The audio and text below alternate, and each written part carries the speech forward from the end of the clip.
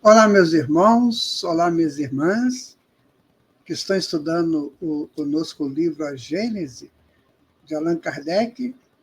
Estamos iniciando o capítulo 7 do livro Esboço Geológico da Terra.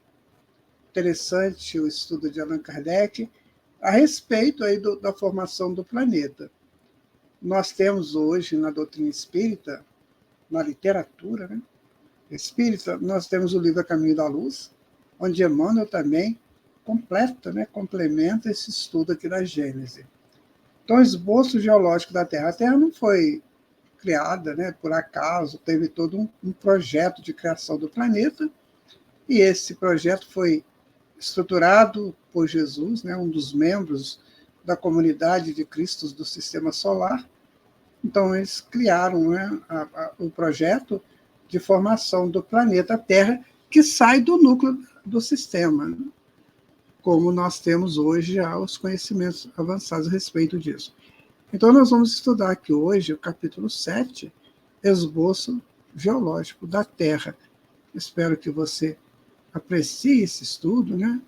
Que ele seja para você algo assim de muita importância. Então, está aqui, estudo 23 da Gênese, né? Que é o esboço geológico da Terra. Aqui nós vamos estudar períodos geológicos, estado primitivo do globo, período primário, período de transição, período secundário, período terciário, período diluviano, período pós-diluviano ou atual e nascimento do homem. E nós vamos, então, viajar aí nessa proposta, né, de estudos dos períodos do esboço geológico da Terra.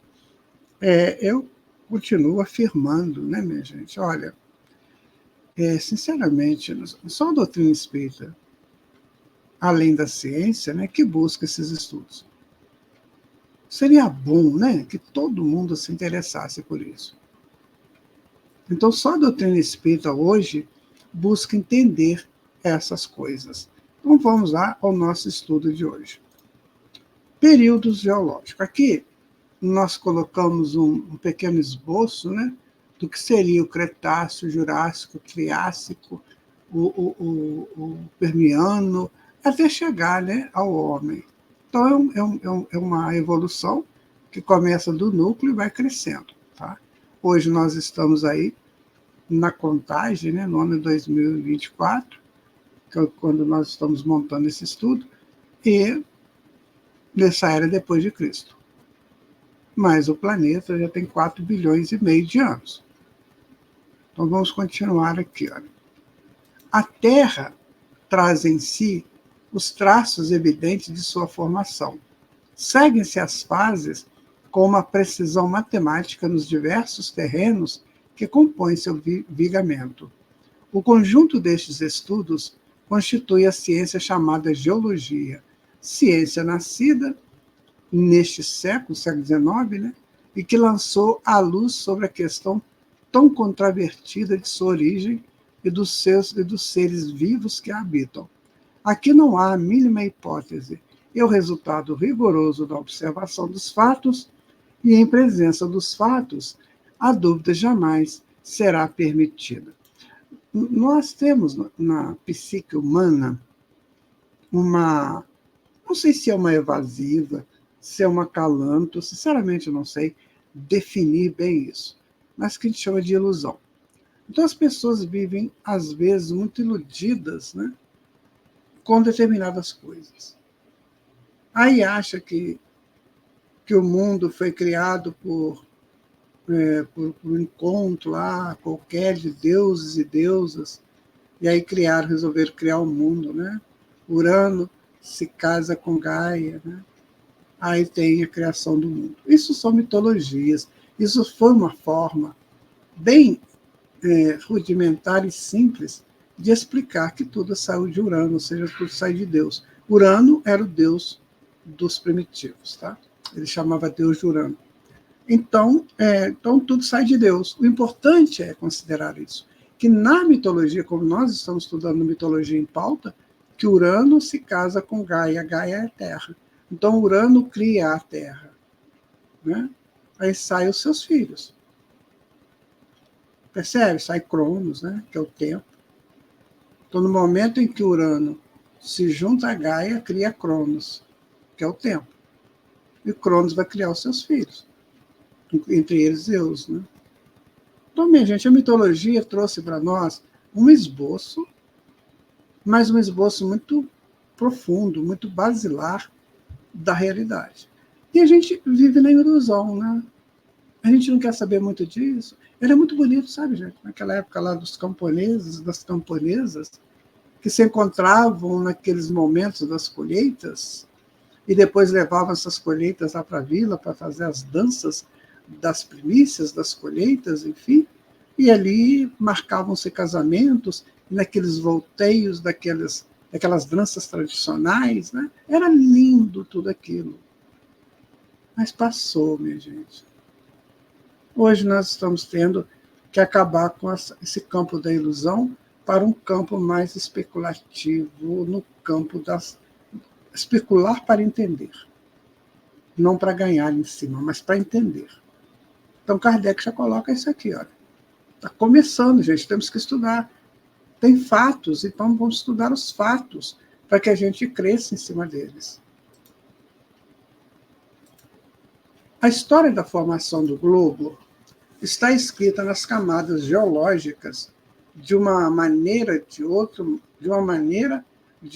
modo bem mais certa do que nos livros preconcebidos, porque é a natureza, ela própria, que fala, que se mostra descoberto, e não a imaginação dos homens, que cria sistemas.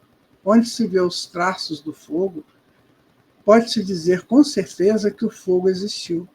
Onde se vê os da água, diz com não menos certeza que a água esteve lá. Onde se vê os dos animais, diz-se que os animais ali viveram. Então, aqui está um processo de estratificação, que a gente colocou aqui, né? Essas estratificações contam os períodos geológicos desse lugar. Então, a ciência, ela hoje estuda isso de uma maneira grandiosíssima. Grandiosa. Por quê? Está mostrando como é que tudo formou. Já não é mais uma ilusão, já não é mais um conto, uma história, uma lenda. É algo agora estudado cientificamente. Você pega a lenda, né, e vai ver na lenda o que está certo.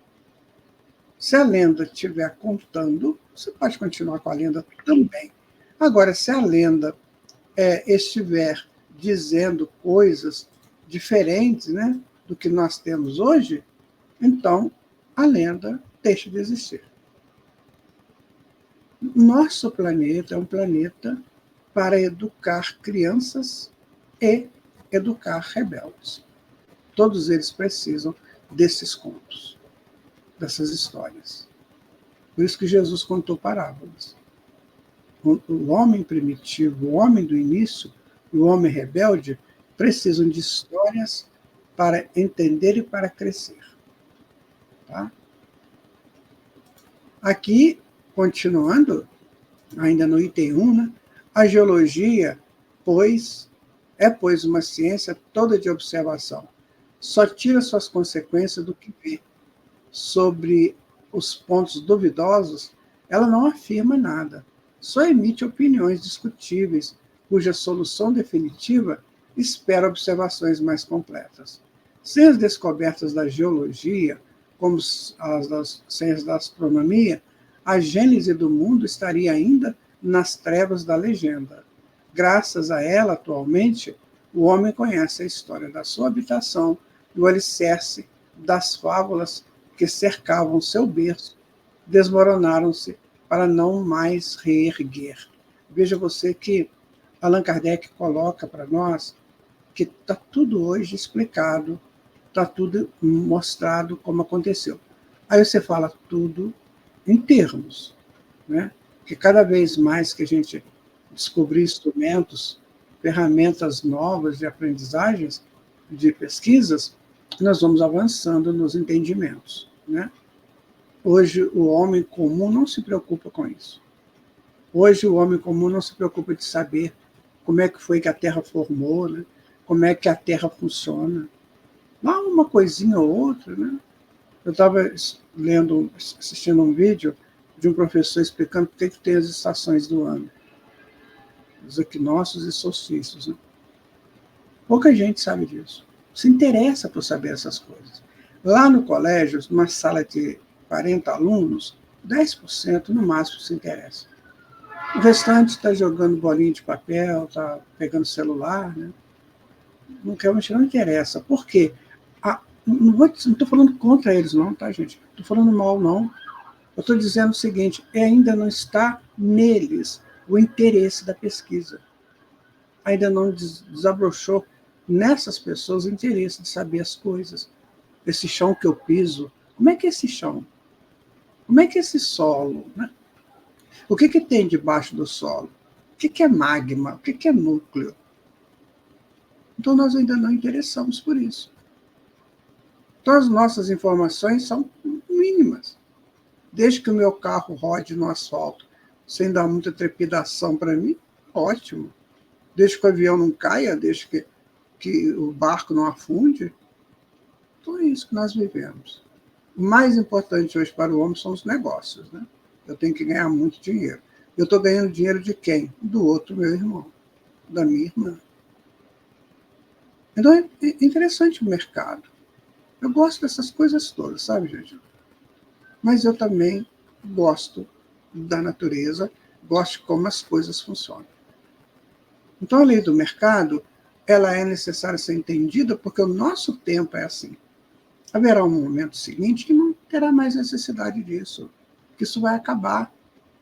Mas enquanto ele existe, ele está ensinando a gente a saber entender o jogo, os volteios da vida.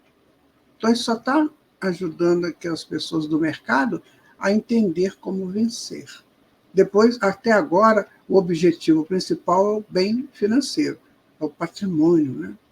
Futuramente vai ser o espírito, os bens espirituais. Então, tudo é um início ainda. Item 2, né?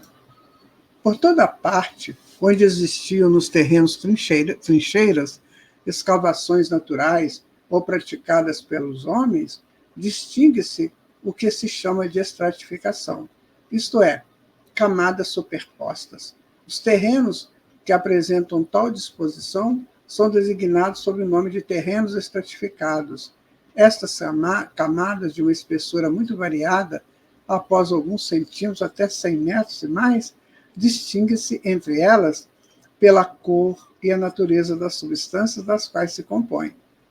Os trabalhos de arte e perfuração dos poços, a exploração das carreiras e, sobretudo, das minas permitiram observá-las até um assaz grande profundidade. Então, à medida que o mundo vai girando, né, à medida que a vida vai acontecendo, que as coisas vão sendo depositadas, vão sendo removidas, você vai criando camadas. Né? Então, cria uma camada, outra camada em cima, outra em cima. Quando você perfura isso, que estuda, você trabalha as eras.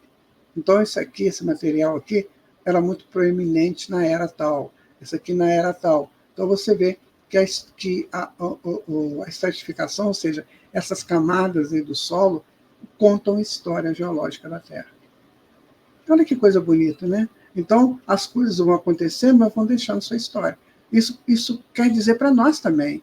Nós vamos vivendo e deixando as nossas histórias. Quando eu desencarnar, que história que eu deixo? Aí você fala assim, mas vai se perder por aí. Não, pode perder para os outros, mas para você não. Você também está estratificando na sua psique a sua história. E você terá que dar conta dela.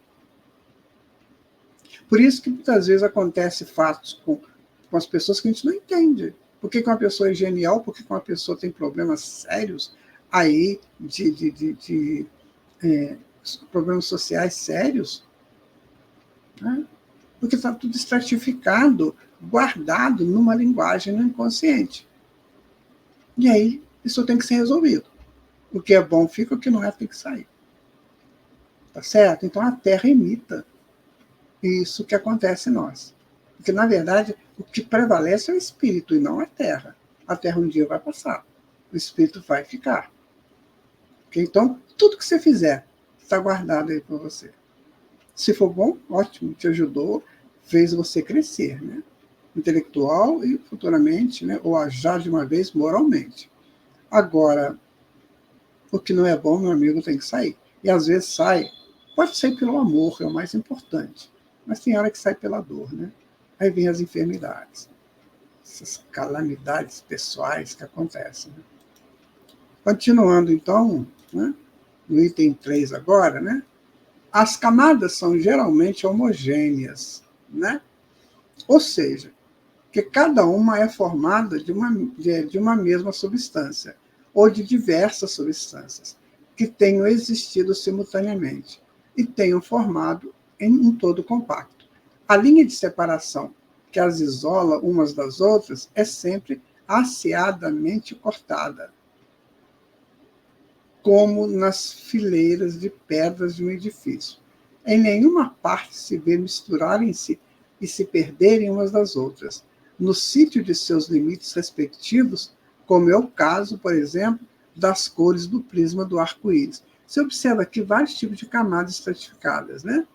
Você tem aqui ondulada, você tem descontínua, você tem contínua, curva, descontínua. Então, são as várias camadas que tem. Lá no nosso inconsciente, funciona do mesmo jeito. Então, tem camadas lá contínuas, descontínuas.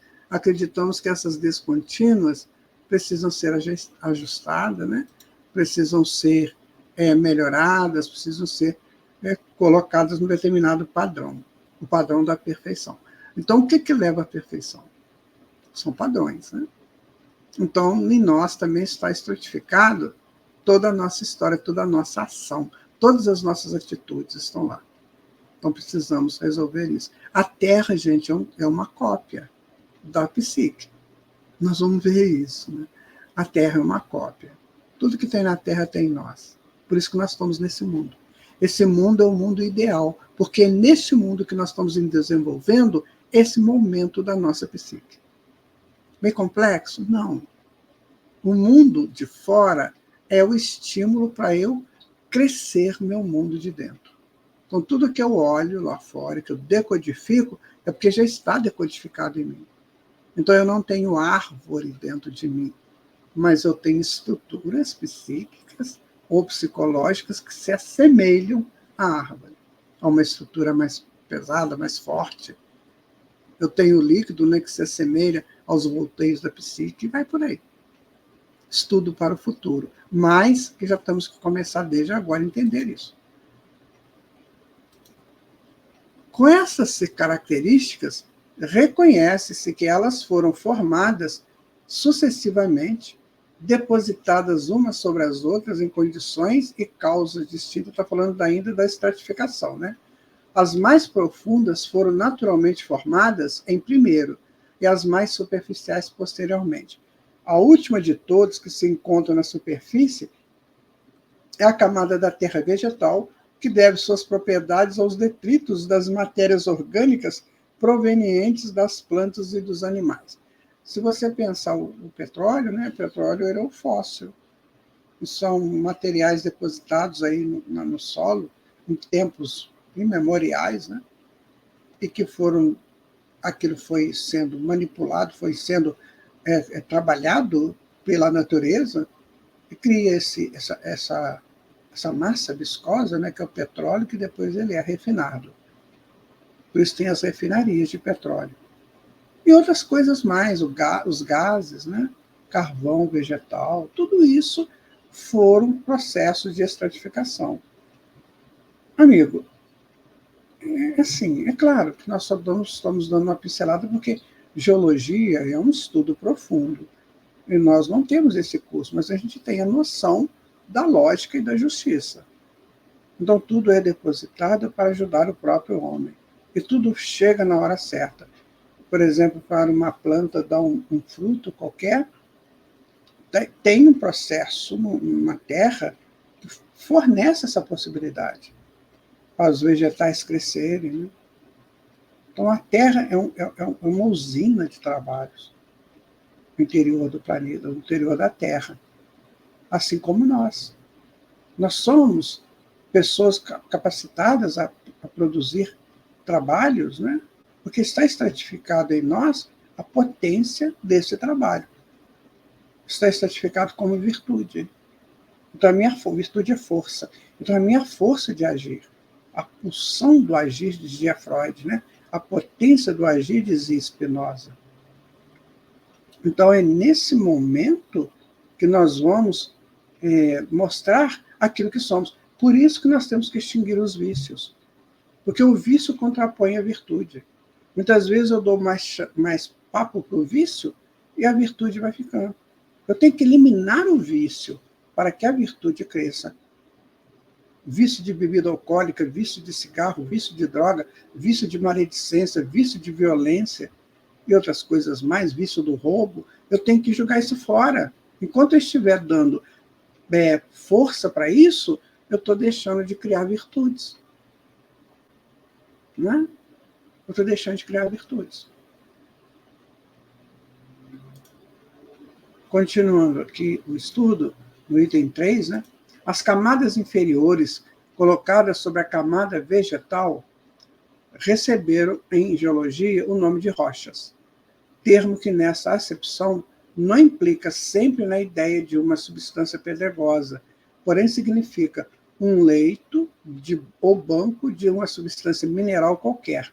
Umas são formadas de saibro, de argila, ou terra argilosa, de marga, de calhaus, roliços, e outras de pedras propriamente ditas, mais ou menos duras, tais como os arenitos, os mármores, os giz, os calcários ou pedras de cal, as pedras de mós, os carvões minerais, os asfaltos, etc. Disse que uma rocha é mais ou menos potente conforme seja a sua espessura, mais ou menos considerável. Lá no futuro, daqui a uns séculos, né? Nós teremos que saber isso, gente. Nós teremos que ter essas noções. Percebe? No mundo de regeneração, isso vai começar a ser estudado. Então, até aqui, a gente não liga muito para isso, não. A gente está mais ligado na sobrevivência. Né? Agora não, nós vamos começar a entender como as coisas funcionam para a minha sobrevivência. Eu vou começar a me tornar mestre. Por isso, meu amigo, minha amiga, que se você não gosta de estudar, se você arruma um jeitinho de sair fora do estudo, não vai dar para você ficar aqui, não. Infelizmente. O padrão consciencial que a pessoa tem que estar de acordo com o ciclo evolutivo do planeta. Então, é aí que nós temos que começar a interessar por isso. Eu não interesso de geologia? Não. É uma coisa que ainda não me faz assim, vontade de saber. Mas entenda que essas estratificações, que tudo isso que ele coloca aqui, está inserido em você, numa outra situação. No planeta, que isso se demonstra por moléculas, por substâncias, em você, por forças do espírito, por virtudes espirituais, mas estão correlatos. Por isso que quando você estudar o que está lá fora, você entende o que está aqui dentro. Por isso que tem que estudar. Essa é a razão da busca do conhecimento. Tá? Item 4, agora, pela inspeção da natureza destas rochas ou camadas, reconhece-se, através de certos sinais, que umas provêm de matérias fundidas e, por vezes, vitrificadas pela ação do fogo, outras de substâncias terrosas depositadas pelas águas, aluviões. Algumas dessas substâncias ficam desagregadas, como saibro, outras, a princípio, no estado pastoso, sob a ação de certos agentes químicos ou outras causas. Endurecem-se e adquirem ao longo a consistência da pedra. Os bancos de pedras superpostos anunciam os depósitos sucessivos. O fogo e a água têm, pois, sido parte da ação na formação dos materiais que compõem a estrutura sólida do globo. Aqui nós podemos fazer uma reflexão da seguinte maneira: por que o planeta tem muita água? Porque a estrutura geológica do planeta necessita da água para fazer esse movimento da montagem das rochas, das pedras, né? Para a montagem, enfim, de tudo aquilo que o homem precisa neste mundo. Então, no outro planeta, não precisa de água, porque lá a formação é de outra forma. Lá a possibilidade de formação das coisas necessárias ao planeta e aos seus habitantes não precisa tanto da água. Por isso que a água é abundante na Terra e em planetas semelhantes à Terra, mas não necessariamente para toda a criação. É isso que temos que entender. Então você observa, meu irmão, minha irmã, que a Terra se promove o tempo todo. Ela se justifica o tempo todo. Ela se arvora o tempo todo. Porque ela está em ciclos. Ela vive em ciclos. Assim também nós. Nós temos que nos arvorar o tempo todo, temos que crescer o tempo todo, temos que movimentar o tempo todo a nossa psique para o entendimento das coisas. Dizem que o cérebro é escuro, ele só ilumina quando você pega uma informação nova. Aquilo que ele já conhece, ele não ilumina. Você pode ir no mercado comprar a mesma coisa sempre que o seu cérebro não ilumina. Ele continua escuro, porque já está caracterizado aquilo numa rede neural. Aí não precisa de iluminar. Agora, quando você vê uma coisa diferente, aí ele ilumina. Quando ele ilumina, ele amplia a sua capacidade, segundo a neurociência. Então, minha gente, é lindo estudar isso. Agora, é necessário. Não pode ficar só no lúdico, né? Tem que ser no racional também. Por que nós convidamos ao estudo? Por causa disso. Por que o Centro Espírita tem grupos de estudos? Porque nós precisamos aprofundar nisso. Por que se estuda a Gênese no Centro Espírita? Quando esse estudo lá é feito de uma maneira mais profunda, nossa, é um ganho absurdo, um ganho mental, um ganho espiritual, um ganho intelectual incrível, que mais facilitarão o ganho moral. Tá? Agora, ele vai dizer o seguinte, no item 5, olha só. A posição normal das camadas terrestres ou pedregosas, provindas de depósitos aquosos, é a direção horizontal.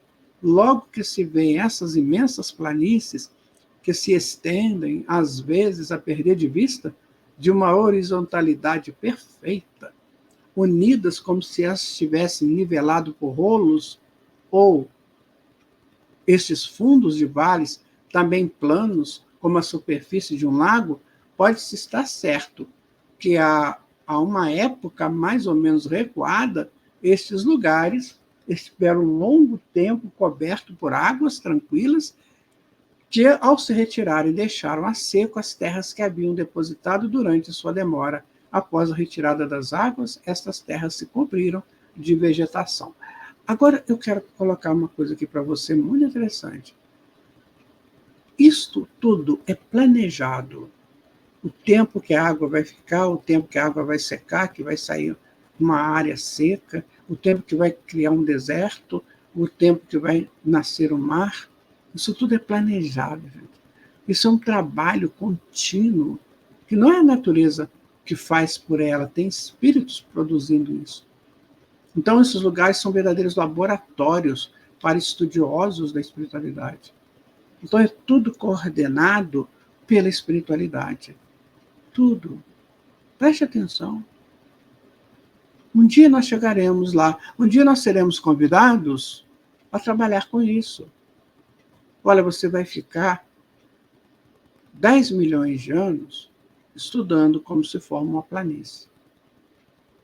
Mas você fala, nesse tempo todo, é pouquinho. Porque você tem que trabalhar pequenos espaços. Uma planície se forma holograma, de uma forma, em forma de holograma, onde a pequena parte está contida no todo. E tudo se forma assim. Então, nós vamos estudar isso. Quanto mais eu estudar isso, mais eu estarei entendendo quem eu sou nesse projeto incrível de criação de Deus.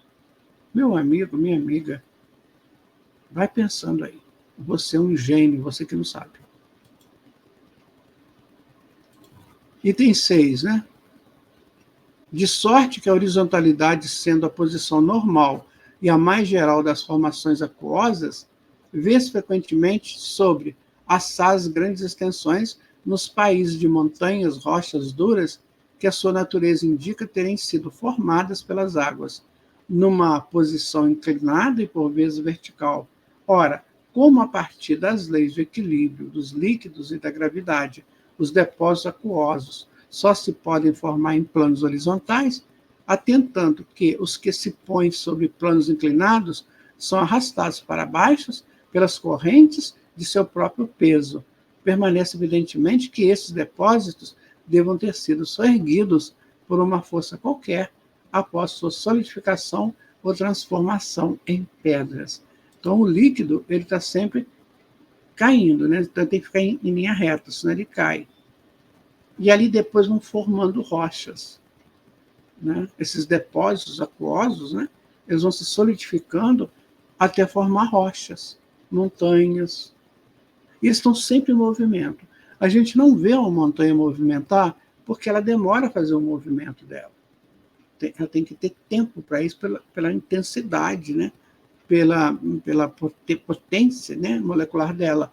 Mas se a gente vivesse 200 anos, por exemplo, você veria a montanha mexer. Se vivesse 200 anos encarnados, tá? Você veria a montanha mexer. Então tudo está em movimento, não tem nada parado. E tudo vai se transformando nesse movimento. Já é um princípio. Mas precisamos aprofundar, né? Dessas considerações, pode-se concluir com certeza que todas as camadas petrificadas provêm de depósitos aquosos, de uma posição perfeitamente horizontal.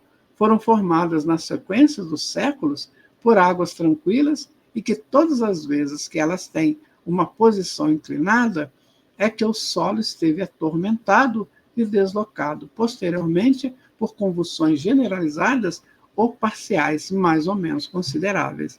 Então, Emmanuel diz que no princípio a Terra era uma bola de fogo, deslocada do núcleo do sistema. E aí ela foi se resfriando.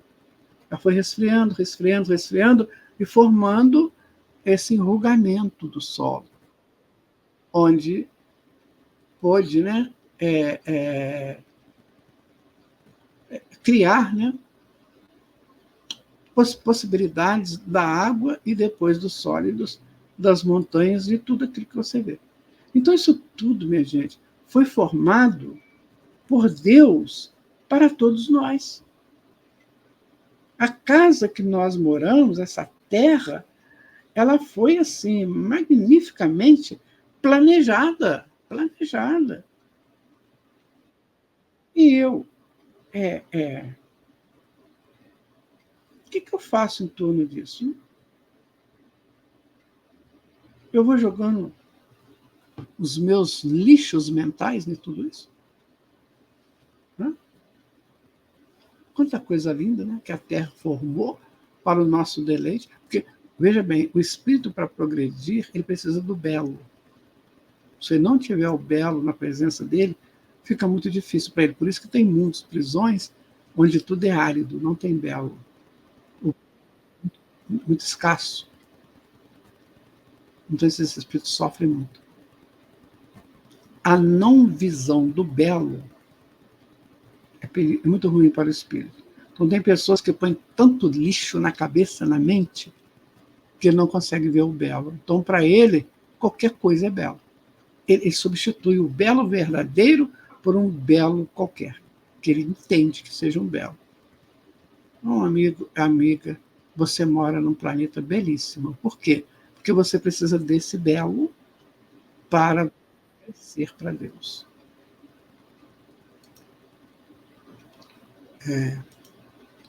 Item 7 agora.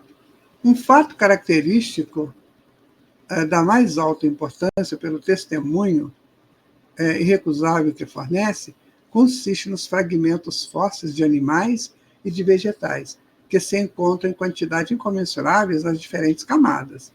E como esses fragmentos se encontram mesmo nas pedras as mais duras, torna-se necessário concluir que a existência desses seres é anterior à formação das respectivas pedras.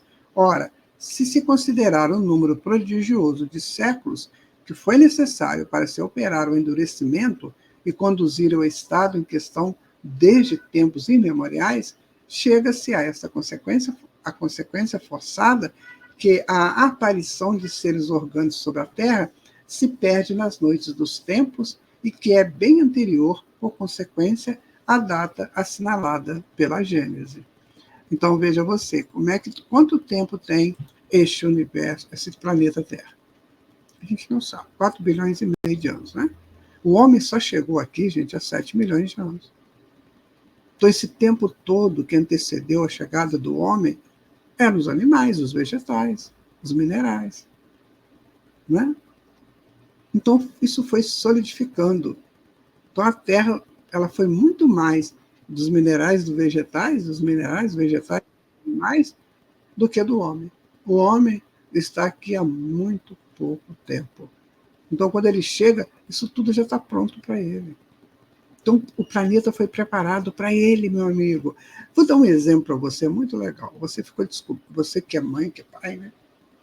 Você descobriu um dia que você seria pai e mãe. O que você fez? Primeiro você ficou feliz, né? Depois você montou o quartinho do seu filho, né? E quando você sabe se é menino ou menina, você já monta de acordo ali para o menino ou para a menina. E aí você preparou com todo cuidado, né? Quando a criança chega, o quartinho dela está pronto. Lindo, maravilhoso. Tem música ambiente, né?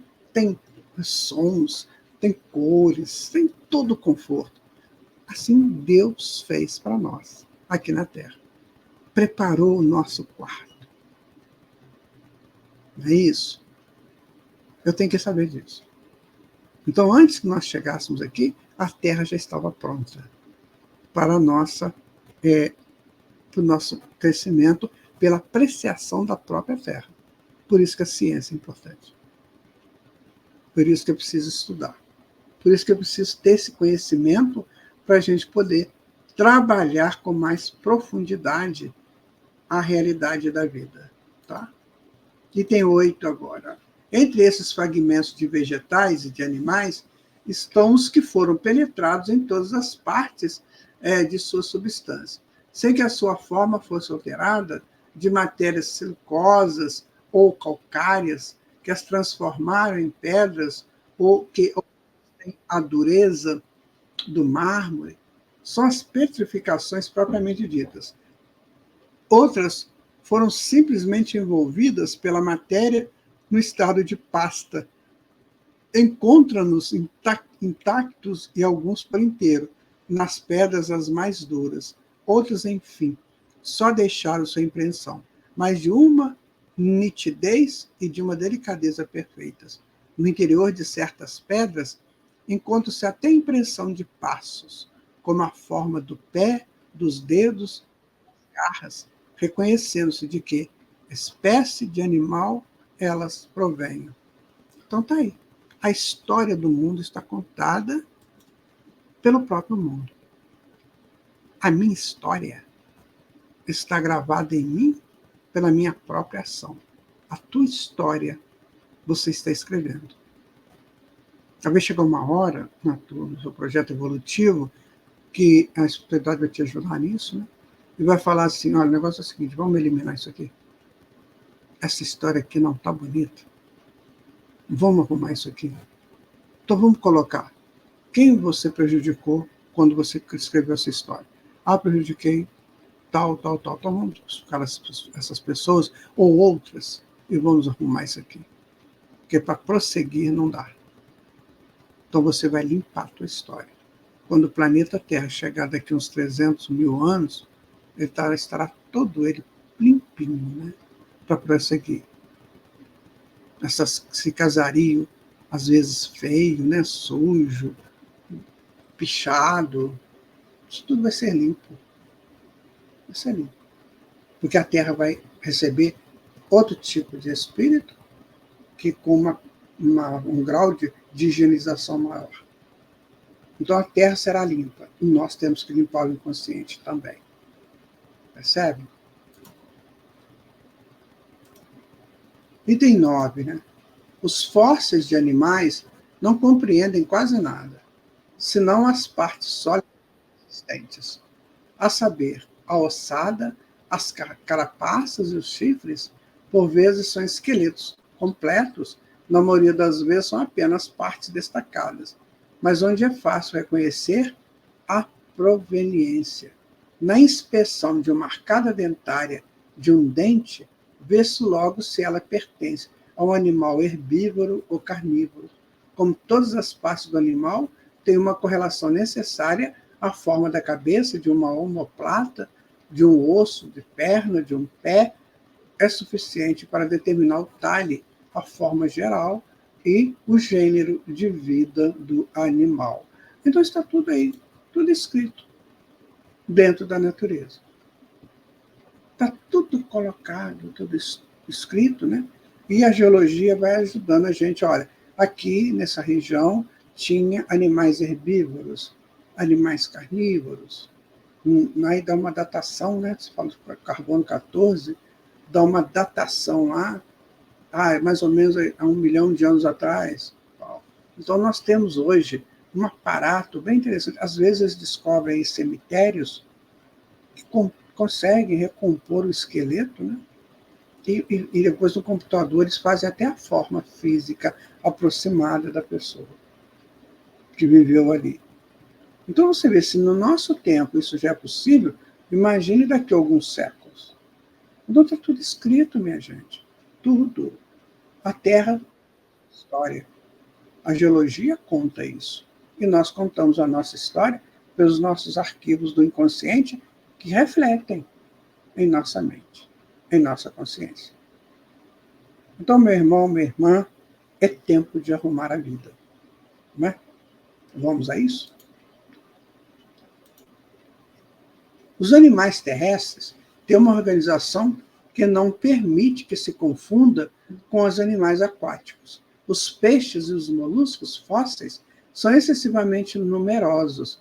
Os moluscos apenas formam algumas vezes bancos inteiros de uma grande espessura. Por sua natureza, reconhece-se sem dificuldade se eles são animais marinhos ou de água doce. Então, minha gente, nada fica perdido. Nada. Assim como nós temos dito das nossas ações, nada se perde nas nossas ações. Nada. Tudo que você fizer aí, uma decisão que você toma e vai, está gravado em você. Tudo que você faz, tudo que você fala, tudo que você vibra, tudo que você frequencia, está arquivado. Que vai dar consequência, boa ou má. Por isso a necessidade de fazermos só coisas boas, tomarmos só atitudes positivas. Item 10 agora. Os calhaus roliços, que é esse negócio aqui embaixo, os calhaus roliços, que em certos locais constituem rochas porosas, são um índice inequívoco de sua origem. Eles são arredondados como os seixos da borda do mar, sinal certamente do atrito a que foram submetidos pelo efeito das águas. Os sítios onde se os encontram enterrados em massas consideráveis têm sido incontestavelmente ocupados pelos oceanos ou por águas violentamente agitadas. Existe um livro chamado Memória Cósmica, do Hermínio de Miranda, e que ele narra casos interessantes, sabe? Ele conta casos de psicômetras, ou seja, médiuns que, ao tocar um objeto, têm a capacidade de contar a história daquele objeto. Então, ele conta a história de uma pedra, de uma rocha dessa, um calhau desse, que sai de um vulcão. E ele conta como é que foi a trajetória. Eu fui rolando, eu era muito quente, depois eu fiquei parado, depois teve um impulso, que eu sei parecia uma chuva, né? Então ele vai contando a história, a pedra conta a própria história. A pedra conta a própria história. Imagina nós. Então está tudo escrito. Se a pessoa tiver essa mediunidade psicômetra, ele coloca a mão num determinado coisa aí da natureza, ele vai escutar a história daquela coisa em si. Essa é a grandeza da vida, minha gente. Então, se você utiliza um objeto na sua casa para fins não tão importantes, estão dentro, né, do contexto de lei, de Deus, ele está contando essa história. A vasilha que você usa conta a sua história. A tirrina é uma tigela grande, onde se punha doces antigamente. Ali, eu tive na loja que eu tinha lá, às vezes eu trabalhava com peças antigas, eu punha a mão na tirrina daquela, contava a história da família. As pessoas ficavam impressionadas, porque está tudo impregnado, tudo está escrevendo tudo.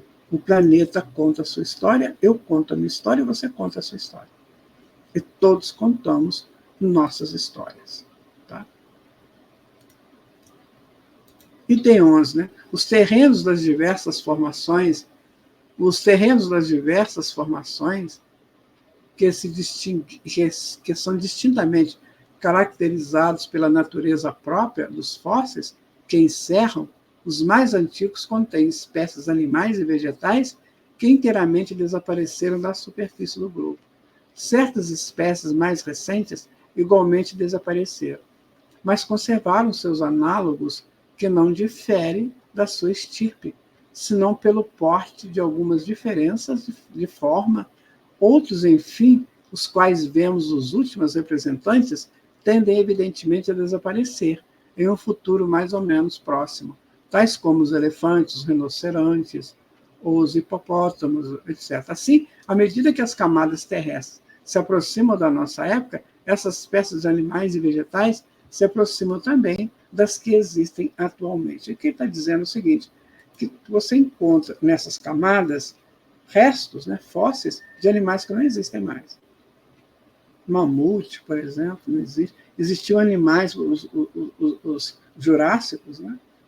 Você encontra fóssil, mas o animal não existe mais. Mas ele deixou a história dele contada. Assim no futuro. Muitos animais que hoje estão aqui na Terra não estarão daqui a alguns anos, alguns milhares de anos. Mas a história deles estará aqui. Né? Então, se você... Vou dar um exemplo para você, bem simples. Você foi visitar a tua prima ou teu primo e ficou lá na casa dele um dia. A tua história está gravada para sempre na casa dele. No tempo que você esteve lá. O que você disse, como você agiu lá, sabe? Está tudo gravado. Nas paredes, né? As paredes falam. Esse psicômetro, nesse livro Memória Cósmica, do Hermínio, conta a história de grandes líderes de Roma, só pelas ruínas de Roma. Está tudo gravado nas paredes. Então veja que tudo é contido de informações. Tudo. Você entra numa loja, tudo está contido de informações. Numa livraria, a frequência dos autores estão nos livros, que às vezes te convidam para você levar o livro. Como? Porque você está buscando alguma coisa ou necessitando de alguma coisa. A frequência daquele livro te busca, te encaminha até ele. Vendo como que é interessante isso? Faça da sua vida um laboratório de pesquisas. Entenda que nada é por acaso. Que você vai captando cada vez mais informações interessantes que vão te justificando. As perturbações, os cataclismas que tiveram lugar sobre a Terra após sua origem, trocaram, pois, as condições de vitalidade e fizeram desaparecer gerações inteiras de seres vivos. Em interrogando a natureza das camadas geológicas, sabe-se da maneira a mais positiva se à época da sua formação o sítio que as encerra estava ocupado pelo mar, por lagos ou por florestas, e plenas de populações animais terrestres, se pois em uma mesma região encontra-se uma série de camadas superpostas, contendo alternativamente fósseis marinhos, terrestres ou de água doce, várias vezes repetidas, é uma prova irrecusável que esta mesma região esteve por várias vezes invadida pelo mar, coberta de lagos e postas a seco. Você acha que o mar Mediterrâneo ele sempre existiu? Não. Até 50 milhões de anos atrás ele não existia. Depois que ele passou a existir. Ali era um continente que começou a se partir. Deixou ilha, né? Ilha de Chipre, ilha de Creta, ilha de Malta, ilha da Madeira e outras ilhas que tem lá no Mediterrâneo. Foram as que sobreviveram ao continente que era antes. Então é tudo movimento e tudo história. Então você sabe, né? Se você fizer uma análise de um terreno desse, você sabe o que era ali antes. Tem cidades subterrâneas aí, que às vezes as pessoas, os pesquisadores, né, vão lá, os arqueólogos vão lá e contam a história daquela civilização. Tem muito documentário a respeito disso, você pode olhar aí também. Cidades subterrâneas, que foram cidades grandiosas, no Istambul, antes era Constantinopla. Então, lá em Istambul, hoje na Turquia, tem uma história imensa contada, deixada lá nos porões do solo. Né? Descobriram, gente, até cidades de pré-dilúvio, antes do dilúvio, né? Cidades com fortalezas enormes para suportar o dilúvio que teve na Terra há 21 mil anos atrás. Então, até isso já encontraram. E conta a história. Daqui a pouquinho eles vão falar que a história do homem na Terra não começou há pouco tempo, começou há 400 mil anos. Você tinha os primitivos e você tinha os espíritos que vieram para cá para estudar, para montar, né, um mundo futuro dos primitivos. É muito grande, minha gente. É muita coisa, tá? Então, nós, se quisermos dedicar a isso, nós entenderemos muita coisa interessante. E quanto a séculos e séculos, certamente que milhares de séculos, talvez, foram necessários a cada período para se cumprir.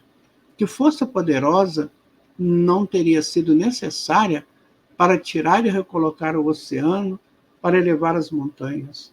Por quantas revoluções físicas, de comoções violentas, a Terra não teria que passar antes de ser o que nós vemos hoje, né? Após os tempos históricos. E quer-se-á que fosse obra de pouco tempo que não seria preciso para fazer produzir um planeta. Então, é um trabalho imenso, sabe, assim, de proporções gigantescas. É trabalhar num planeta igual ao nosso. Livre, né?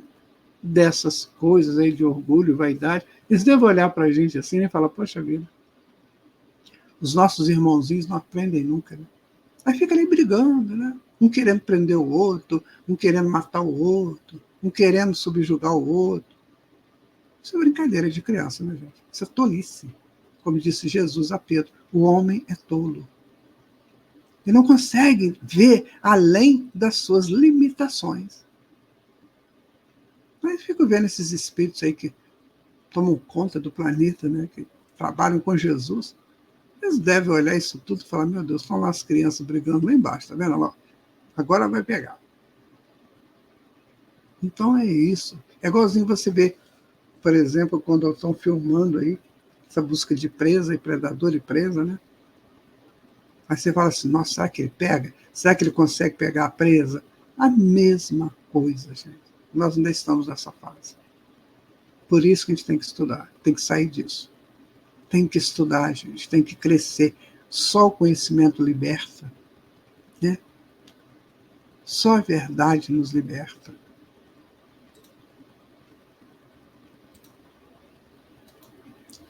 E foi dito, né? As formações sucessivas que mudaram o aspecto do globo e dividem sua história em diversas épocas, né? Então, essas épocas constituem o que chama dos períodos, o que chama de períodos geológicos, dos quais o conhecimento é essencial para o estabelecimento da Gênese. São computados 6 principais, que são designados sob os nomes de período primário, transição, secundário, terciário, diluviano, pós-diluviano atual. Os terrenos formados durante a duração de cada período se chamam também terrenos primitivos, de transição, secundários, etc. Disse assim que tal ou qual camada de rocha, tal ou qual fosse, né, encontra-se nos terrenos de qual período. Aqui temos alguns, né, os éons, né, fanerozoico, aí temos os mesozoicos, o paleozoico, e os que eu não consigo ler, aí vem os períodos aqui, o quaternário, o Neoceno, Paleoceno, Cretáceo, Jurássico, Triássico, Permiano, e vai por aí. Então, isso tudo tem que ser estudado. Por quê? Os cientistas fizeram essa classificação aqui. A partir do quê? Do conhecimento das rochas, do conhecimento das estratificações, né? Dos períodos que isso levou. 4 bilhões e meio de anos está guardado aqui. Mas você pode estudar à vontade. Nós não vamos ficar entrando muito nisso, porque o nosso estudo da Gênese hoje é saber que tudo tem um princípio e tudo tem uma finalidade. Que você mora num planeta que foi construído de acordo com a expansão da sua psique. Não adianta você começar a ver um monte de luzes vindo para cá e para lá, se você não vai entender isso. O que adianta colocar aqui 10 luas? Você vai ficar perdido, você não conhece nenhuma a que nós temos. De vez em quando você escuta, lê aí uns negócios, né, esquisitos sobre a Lua. Outro dia eu li assim, a Lua não é o que parece, a Lua não é o que você pensa, de um astronauta que foi lá e que falou isso. Então a gente não conhece nem a nossa Lua. Eu vou ter 10. Não tem capacidade para isso. Então é uma Lua só. Vamos entender essa nossa Lua. Vamos conhecê-la, vamos tentar saber o que tem lá, mas é tanta falácia, é tanta negação, né? A gente fica assim, meu Deus. Eu parto de um princípio com relação à Lua, sempre fui, desde criança. Eu falava assim, imagina que eu estou na Lua olhando para a Terra. A Terra está próxima, muito grande para mim. O que eu penso quando eu estou na Lua olhando para a Terra? Será que eu perdi um paraíso? Ou será que é a minha próxima escalada? Ah, mas lá na Lua não tem gente, lá não tem água. Aí começa a mesma história que nós estamos batendo nela.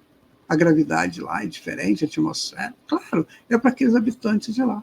Os perispíritos são acomodados na necessidade de cada globo. Então você imagina uma pessoa que mora lá, ou vive lá, ele olha para a Terra e fala assim, nossa, queria tanto ir lá. Ou então ele olha para a Terra e fala, eu estive lá, quanta bobagem eu fiz. Pode ser uma prisão, pode ser um laboratório de pesquisa, pode ser um monte de coisas, menos algo inabitado. Então nós temos que começar a pensar mais abertamente, abrir a mente para essas coisas. Tá? É essencial notar que o nome desses períodos não é essencialmente absoluto e que depende de sistemas de classificação. Não se compreende nos seis principais designados acima, senão que são marcados por uma transformação notável, em geral, no estado do globo. Mas a observação prova que várias formações sucessivas foram operadas durante a duração de cada uma, e porque se dividem em subperíodos caracterizados pela natureza dos terrenos e que portam a 26 o número das formações gerais bem caracterizadas, sem computar os que provenham de modificações devidas a causas puramente locais. Temos que entender que essa classificação muda, né? À medida que a ciência vai descobrindo alguma coisa nova, pode mudar essa classificação. Mas é tudo classificado, os períodos. Período que aconteceu os animais pré-históricos aqui. Período dos Jurássicos, né? Período da formação das rochas. Então é assim, por quê? Porque foi tudo programado. Porque quando a gente trabalha período aqui, nós estamos querendo entender o projeto feito por Jesus e seus auxiliares de formação do mundo. Então nós estamos tentando entender o projeto, que pode não estar ainda tudo na nossa cabeça, naquilo que a gente descobriu.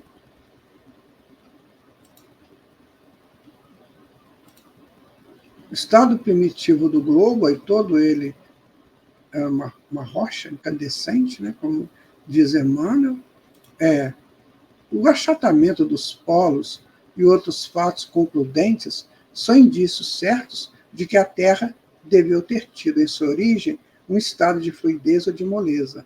Este estado podia ter, por causa a matéria liquefeita pelo fogo ou destemperada pela água. Aqui que Emmanuel vai dizer que era uma bola de fogo e que, à medida que ela se colocou na órbita, estabeleceu a distância de 149.600.000 metros de distância do Sol, aí ela começou a se resfriar. Aí foi solidificando. Mas que era uma bola de fogo, depois deve ter sido magma, né? Assim, um líquido muito quente, e foi resfriado. Tá? É o que Emmanuel conta para nós no livro A Caminho da Luz. Disse proverbialmente, não há fumaça sem fogo. Essa proposição rigorosamente real é uma aplicação do princípio, não há efeito sem causa. Pela mesma razão, pode-se dizer que há fogo sem fogueira. Ora, pelos fatos que se passaram sobre os nossos olhos, não é apenas da fumaça que se produz, é de um fogo bem real e que deva ter uma fogueira. Este fogo vindo do interior da terra e não do alto, a fogueira deve ser interior. O fogo sendo permanente, a fogueira deve ser igualmente. Ele está trabalhando aqui um jogo de causa e efeito, né? Então, se você tem uma fumaça, porque teve fogo. Você tem uma fogueira, porque teve um início da fogueira. Ele está dizendo isso. Então, a Terra trabalhou essa lei de causa e efeito o tempo todo. Tá? O calor que aumenta à medida que o penetra no interior da Terra e que a certa distância da superfície atinge uma temperatura muito elevada, as fontes termais, tanto mais quentes quanto venham de uma profundidade maior, os fogos e as massas de matéria fundida e abrasada, que se escapam dos vulcões, como por vastos suspiros ou pelas clivagens produzidas em certos tremores de terra, não podem deixar dúvida sobre a existência de um fogo interior. Então ele está falando dos vulcões, né? que é um fogo interior que suspira. O vulcão é o suspiro da Terra. Os tremores são ajustes das placas, né? As placas tectônicas que provavelmente estudaremos aqui, então vão ajustando, elas vão se movimentando e se ajustando. Os maremotos, os tsunamis, tudo isso está em consequência do movimento da Terra, que é muito aquecida no seu interior. Tá? Bem, que isso não seja senão uma conjectura, julgando-se a causa pelo efeito, possui todas as características da probabilidade, e chega-se à conclusão que a Terra é ainda uma massa incandescente, recoberta por uma crosta sólida de 25 léguas ou mais de espessura, o que é somente a 120 graus parte de seu diâmetro. Proporcionalmente, seria muito menos que a espessura da mais delgada casca de uma laranja. Então, a Terra ainda está muito quente. Né? É muito ainda uma bola de fogo. Então, o nosso solo é muito pequeno ainda. Ele dá um exemplo de uma casca de laranja. Então, a Terra ainda está muito incandescente, porque ela está resfriando. Ela ainda tem mais 4 bilhões e meio de anos, então ela vai se ajustar. Então, esse período que nós vivemos aí de tanto furacão, de tanto vulcão, etc., essas reações naturais, são por causa disso. Que a Terra ainda é uma bola de fogo incandescente em resfriamento, mas que já abriga, né? Pode abrigar o homem. Tá? De resto, a espessura da crosta terrestre é muito variável, porque é de países, sobretudo em terrenos vulcânicos, onde o calor e a flexibilidade do solo indicam que ela é muito pouco considerável. A alta temperatura das águas termais é igualmente o índice da vizinhança do fogo central. Aqui a gente coloca, né, o solo, as partes depois do solo, o magma, e depois para o núcleo. Então a Terra ainda é muito isso, né? Ela ainda está muito quente. Após isso, demonstra evidente que o estado primitivo de fluidez ou moleza da Terra deve ter sido por causa da ação do calor e não da água. A Terra era, pois, em sua origem, uma massa incandescente. Como resultado da radiação do calórico, chegou ao que chega a toda a matéria em fusão. Ela se torna, pouco a pouco, resfriada, e o resfriamento natural começou pela superfície, que se endureceu, enquanto que o interior permaneceu fluido. Pode-se, assim, comparar a Terra a um bloco de carvão, saindo todo vermelho da fornalha e cuja superfície se apaga e se resfria ao contato com o ar. Então, em se quebrando, enquanto o interior ainda em brasa. Aqui está a Terra, que está um vulcão, né, que são ainda o nosso planeta.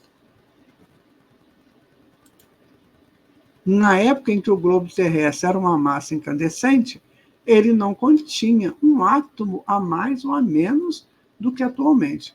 Apenas sob a influência dessa alta temperatura, a maior parte da substância que ele compõe e que vemos sob a forma de líquidos ou de sólidos da Terra, de pedras, de metais, de cristais, encontrava-se um estado bem diferente. Só fizeram sofrer uma transformação por sequência do resfriamento e das misturas. Os elementos formaram novas combinações. O ar, consideravelmente dilatado, devia se estender a uma distância incomensurável. E toda a água forçosamente reduzida a vapor estava misturada com o ar.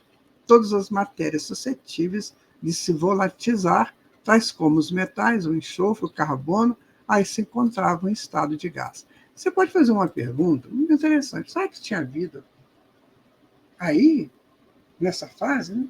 Provavelmente sim. Espíritos superiores que podem viver com essas temperaturas.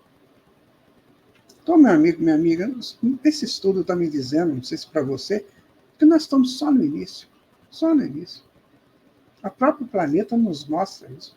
Só somos ainda recém-saídos de Deus, recém-formados por Deus para seguir caminho. Então vamos abaixar nossa prepotência, nossa soberba, nosso orgulho, nosso egoísmo, e vamos começar a entender a vida como ela é, de fato? É isso que Kardec está propondo aqui. Né?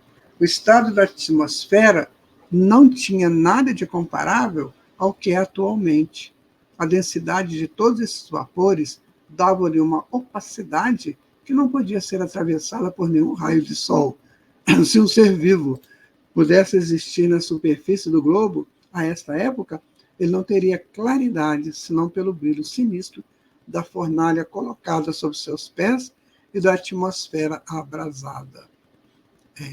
É sério, né? Então, meu amigo, minha amiga, isso tudo é para a gente refletir muito, né? É para a gente estudar, para a gente começar a pensar assim, meu Deus, eu tenho que prosseguir. E como que eu vou prosseguir? Brigando, reclamando, fazendo sexo, como eles fazem, né?